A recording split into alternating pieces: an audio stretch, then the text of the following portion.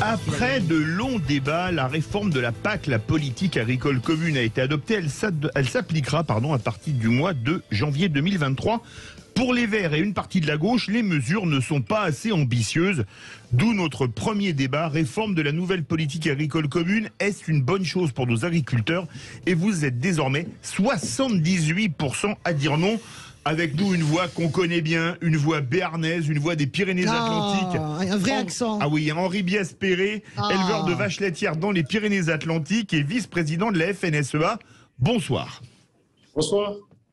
Alors justement, je vais vous poser une question pour taquiner Françoise Degois. La gauche et les écologistes sont vent debout contre cette réforme. Est-ce une réforme de la PAC de droite?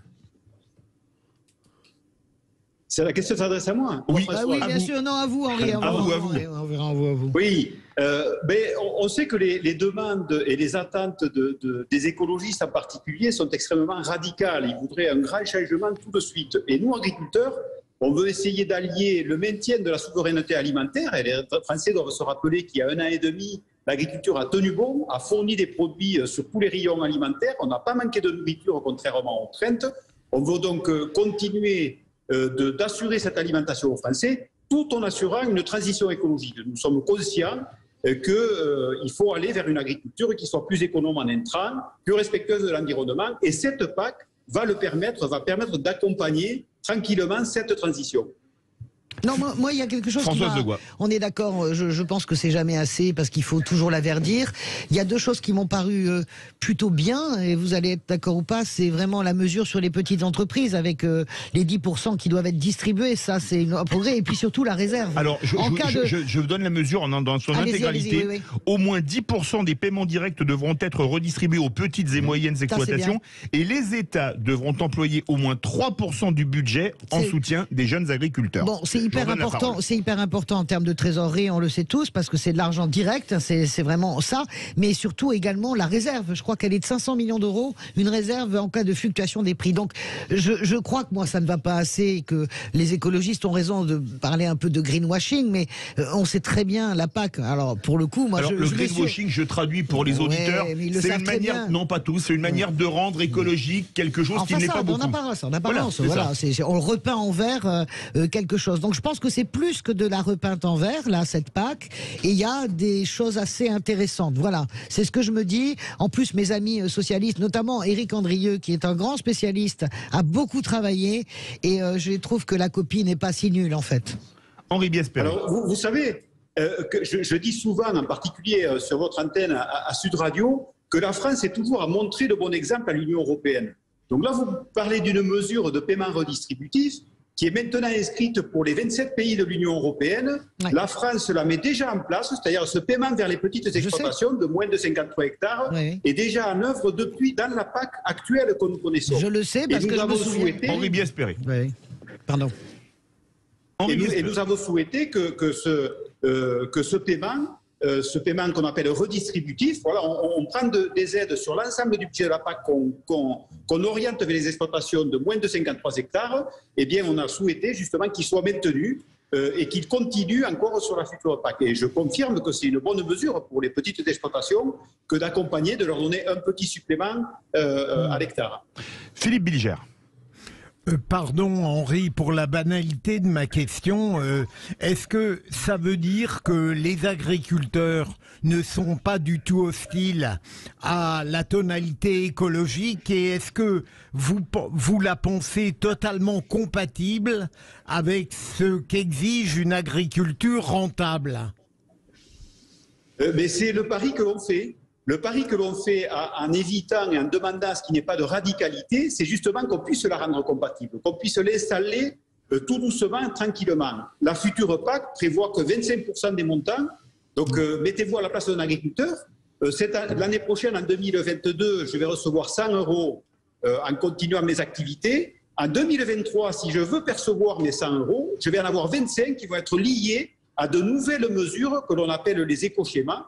Donc, je vais devoir faire des efforts pour aller vers plus d'environnement.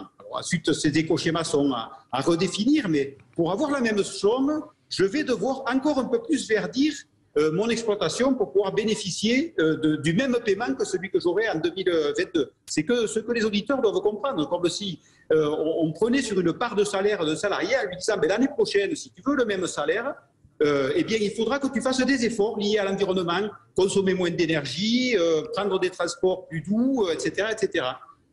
Éric Revel. Alors hier soir, monsieur le vice-président, nous avions un débat avec Christiane Lambert, que vous connaissez bien, qui est la présidente de la FNSEA, avec Anne Lauvergeon aussi, qui était la patronne d'Areva, autour des sujets justement écologiques. Alors on parlait de nucléaire et on parlait aussi de pesticides, puisque c'est hier soir que le Parlement européen a voté cette PAC qui sera mise en place en 2023. Et Christiane Lambert faisait remarquer une chose, parce qu'évidemment le consommateur veut des produits locaux près de chez lui, mais il n'est pas prêt forcément à avoir une porcherie qui s'installe à côté de chez lui. On parlait des pesticides. Et la question des pesticides, elle est évidemment très, très forte. Et Christiane Lambert disait, regardez, un pays comme le Sri Lanka a supprimé les pesticides. Résultat, ils ont basculé dans une famine. Donc, la question que je vous pose, c'est, il faut quand même dire aux consommateurs que les agriculteurs font essaient évidemment de limiter l'utilisation des pesticides, mais qu'elle n'est pas si simple que ça, la question des pesticides. Elle n'est pas si simple que ça. Elle correspond au même sujet que si on disait à partir de l'année prochaine, on ne va plus utiliser d'antibiotiques pour soigner les humains. C'est exactement la même chose. Il faut accompagner les agriculteurs pour que par des pratiques, on évite peut-être des traitements antibiotiques. Et on sait qu'on en a déjà parlé à d'autres moments sur Sud Radio. L'électronique embarquée, l'agriculture de précision fait qu'on réduit les doses de produits pesticides, on évite à certains moments parce qu'on regarde où en sont les attaques parasitaires, à quel stade est la plante, et donc on évite souvent 1 ou 2 traitements dans toute la vie de la culture. Par contre, les supprimer complètement serait parfaitement suicidaire. Il suffit qu'on a vu ce qui s'était passé sur les betteraves, et on peut supprimer un certain nombre de produits. Mais si une année, parce que la climatologie le permet, il y a une attaque parasitaire importante, il faut pouvoir dire on utilise le joker et on a la possibilité d'utiliser les produits. Donc le 0,0,0, c'est faire courir un risque, encore une fois, pour la sécurité alimentaire de notre pays, qui, je le rappelle encore, est le principal projet, le principal sujet de la politique agricole commune. Françoise de Gouave veut réagir. Deux points, Henri, sur les pesticides. L'engagement, c'est 50% en 2030, moins 50% en 2030, on est d'accord, avec une possibilité, enfin la possibilité que les plans proposés par les États soient attaqués par la Commission. C'est-à-dire l'Europe peut attaquer les plans si les plans les plans nationaux que les États présentent ne vont pas, n'intègrent pas ce critère de moins 50% en 2030. On est d'accord sur les pesticides. Moi, ce qui me gêne le plus sur cette PAC, c'est bien sûr tout ce qu'on connaît. Vous êtes un Béarnais, vous êtes un éleveur de vaches, vous n'êtes pas un agriculteur, un gros agriculteur, vous comprenez ce que je veux dire, Henri? Vous n'êtes pas un agriculteur de la Beauce, des grandes plaines. Mais il a pas mal de vaches, a priori. Non, mais je suis d'accord. Mais c'est un éleveur, donc c'est pas pareil. Il y a quelque chose qui a été raté dans cette PAC. Mais vous le savez très bien, c'est le plafonnement des aides pour les énormes sociétés. Donc, bien sûr qu'il y a le rééquilibrage, et moi je me souviens quand j'étais au ministère de l'Agriculture avec Stéphane Le Foll sur l'aide aux petites entreprises, on a réussi à imposer ça aux 27, mais ça, on l'a raté encore cette fois-ci. Le plafonnement des aides aux plus gros éleveurs, mais surtout aux plus gros agriculteurs, c'est quelque chose pour moi qu'on a raté. Parce qu'il y a une forme d'enrichissement, l'argent va à l'argent, qui va à l'argent, qui va à l'argent, et ça crée de trop grandes disparités. Henri Biespéré. La difficulté, qu'est-ce qu'on appelle gros, qu'est-ce qu'on appelle petit, quoi. Écoutez, quand vous avez des centaines d'hectares, de blé ou de céréales dans la blé, vous n'êtes pas la même chose que quand vous faites du porc noir chez moi dans les Hautes-Pyrénées, ou que vous ramenez avec 100 vaches laitières. Enfin, vous comprenez, on sait très bien qu'est-ce qui est gros et qu'est-ce qui est pas. Quand vous êtes à Bruxelles, au comité des organisations professionnelles, avec les 27 pays, même si vous êtes agriculteur français avec plusieurs centaines d'hectares, vous avez à vos côtés des agriculteurs, en particulier des anciens pays d'Europe centrale, qui eux comptent en milliers d'hectares. Je sais. Le terme gros, quand on est à Bruxelles, voilà. Par contre, Vous êtes d'accord quand même sur la disparité. Vous êtes d'accord sur la disparité. Je suis d'accord sur la disparité. N'empêche que aujourd'hui, ces soutiens qui ont été calculé à l'hectare, où effectivement on n'a pas mis de plafonnement, c'est un débat, il est aussi au sein de la FNSEA, on est bien d'accord, ça peut choquer le consommateur. Bah oui. N'empêche que quand vous êtes exploitation céréalier, les seuls soutiens que vous avez, c'est le marché mondial. Cette année, il est porteur, tant mieux pour les céréaliers. Il y a 2 ans, les prix étaient très bas. Même quand vous aviez des centaines d'hectares, le revenu à la fin de l'année, c'est pas pour autant quand il y a une perte légère à l'hectare et que vous multipliez par 500 ou 1000 hectares, vous la multipliez quand même par... Henri, vous permettrez beaucoup plus globalement que le simple fait de dire on plafonne point bas. Henri, vous me permettrez de ne pas pleurer trop sur les céréaliers, pardonnez-moi, merci. Soyons quand même, gardons un minimum quand même de courtoisie, on va pas pleurer sur les céréaliers. Et la réalité, vous savez très bien que parce qu'on plafonne pas les aides, on continue, si vous voulez, à contribuer à l'agriculture industrielle, dont beaucoup d'agriculteurs veulent sortir.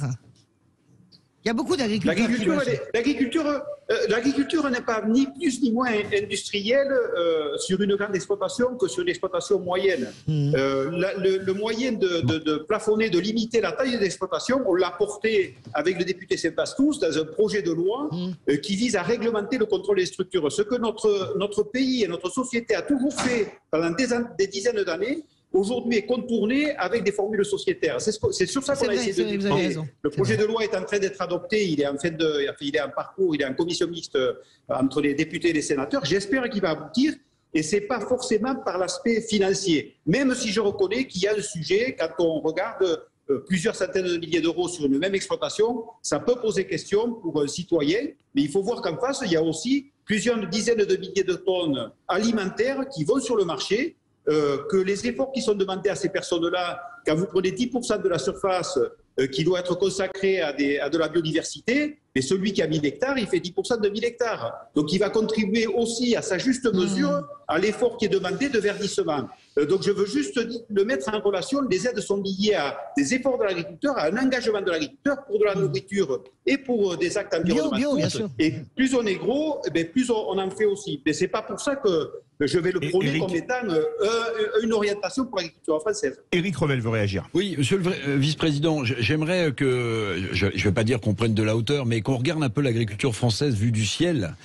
Parce que PAC ou pas PAC, l'agriculture en France et ailleurs, c'est la seule entreprise qui n'a pas de toit sur la tête. C'est par définition une entreprise, qu'on soit viticulteur, qu'on cultive des céréales ou qu'on élève des porcs comme Christiane Lambert, c'est une entreprise qui n'a pas de toit sur la tête. Ça veut dire qu'elle est victime au premier chef des dérèglements climatiques. Et le gel auquel on a assisté l'hiver dernier, qui a condamné des tas de productions viticoles, de fruitiers, etc., c'est un phénomène qui va s'amplifier. Et ça, PAC ou pas PAC, ce dérèglement climatique doit, j'imagine, vous inquiéter à un certain niveau.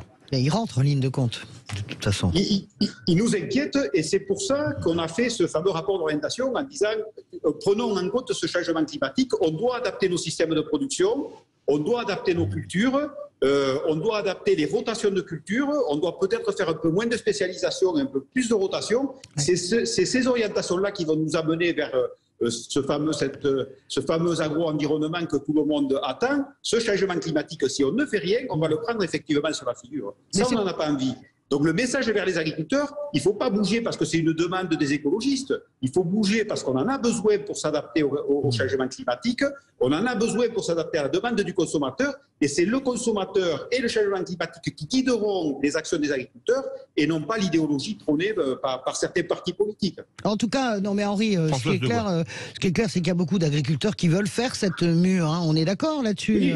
Oui. Ils n'ont pas besoin, effectivement, d'être en relais ou même derrière la Confédération paysanne qui fait un travail remarquable, je le dis, moi je tape pas ni sur la FNSEA mais ni sur la Confédération paysanne. Il y a beaucoup d'agriculteurs qui ont cette conscientisation, de la même manière que quand vous allez en Afrique, moi j'ai fait beaucoup de déplacements en Côte d'Ivoire, j'ai été sidéré de voir les paysans de Côte d'Ivoire sur le café, c'est des véritables ingénieurs météo, c'est des ingénieurs avec des systèmes embarqués informatiques incroyables pour surveiller les récoltes et tout, c'est fantastique, le bond que les agriculteurs ont fait, il faut vraiment, on n'est plus dans le tableau de Millet. oublié, hein, vraiment l'agriculture. Ah non, Voilà, non, mais c'est maintenant, c'est informatisé, non, mais c'est etc. merveilleux, c'est merveilleux. Mais quand même, il y a des glissières. Je voulais dire à mon ami Éric Revel que il y a cette mutation qui est engagée par les agriculteurs eux-mêmes, et puis il y a des glissières financières. Il y a des glissières de sécurité, notamment le fonds de 500 millions d'euros peut servir à ça aussi, Henri, ou pas, qui a été voté dans la PAC.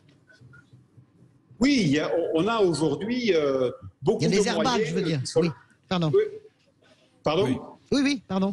Enfin, ça protège la vie, glissière ou airbag. Oui. Ouais. Henri Biespéré. Ou Oui, ceinture de non. sécurité. Une des meilleures résiliences, c'est quand même de compter sur voilà, les moyens de production qu'on met en place dans notre secteur agricole. Je vous félicite de soutenir l'ensemble des syndicats agricoles. Oui. Moi, quand j'en vois certains qui vont mettre des coups de canif dans des bâches de bassines, alors que des agriculteurs ont investi pour retenir de l'eau, pour permettre une production de qualité sur des territoires qui sont plutôt difficiles à cultiver, je veux bien soutenir certaines idées d'un peu tous les syndicats, pourquoi pas. Mais là, je trouve qu'il y a des bornes quand même entre agriculteurs qui sont un peu dépassés. Oui, mais ils ont autant de reproches à faire au coup de, avec, vous savez, les relations sur les territoires aussi entre la FNSEA et certains syndicats. C'est pas blanc-bleu. Vous n'êtes pas des anges non plus, Henri. Bon, voilà. Et Éric Hein Revel, pour une dernière remarque ou question et une réponse. Oui, c'est vrai, parce que ceux qui nous écoutent n'ont peut-être pas trop conscience de cela, mais Françoise avait raison de rappeler qu'on n'est plus dans les tableaux de Millet, de la semeuse, l'Angélus, voilà, oui, d'Angélus. Et il y a peu de gens qui savent, par exemple, que le digital rentre dans les tracteurs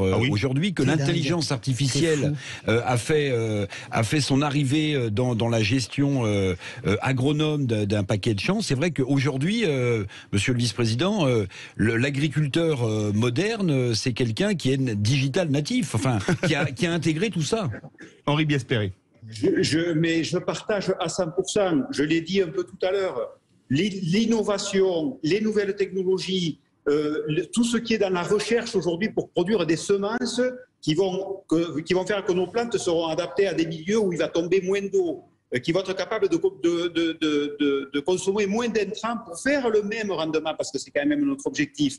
Je lisais encore ce matin, on a des problèmes, vous le savez, sur la culture de l'olivier ou des cerises. On a aujourd'hui des startups qui ont inventé des boîtes à hormones, si on veut, pour attirer le parasite avant qu'il aille piquer l'olive ou la cerise. Il va se faire piéger. Et là, on n'utilisera plus d'insecticides. Mais cette technologie, elle n'est pas encore disponible dans les champs. Donc, laissez-nous le temps de trouver des solutions. Chaque fois qu'on a une solution qui va remplacer un produit pesticide par un produit biocide, biosourcé, on le prendra. On est bien tourné vers le consommateur. Justement, parce que là, on parle de la PAC et de l'œuvre européenne, mais vous avez aussi des distorsions absolument incroyables en Europe. Vous parliez de cerises tout à l'heure. On sait qu'il y a des pesticides qui sont interdits en France, qui sont autorisés ailleurs. Résultat des courses, on a parfois de la cerise française qui meurt sur l'arbre, et on importe de la cerise qui vient d'ailleurs en Europe. Bien sûr. Je peux vous dire que mes voisins espagnols, puisque vous avez dit que je venais des Pyrénées-Atlantiques, ils ont planté des dizaines d'hectares de cerisiers parce qu'ils voient bien que chez nous, on ne va plus avoir de cerises et ils vont se charger d'alimenter le marché français. Voilà. Rassurez-vous, vous aurez de la cerise dans vos assiettes. Mais pas de la française, malheureusement. Mais on a envie d'avoir de la cerise française. Merci beaucoup, Henri Biespéré, éleveur de vaches laitières dans les Pyrénées-Atlantiques et vice-président de la FNSEA. Verdict sur Twitter.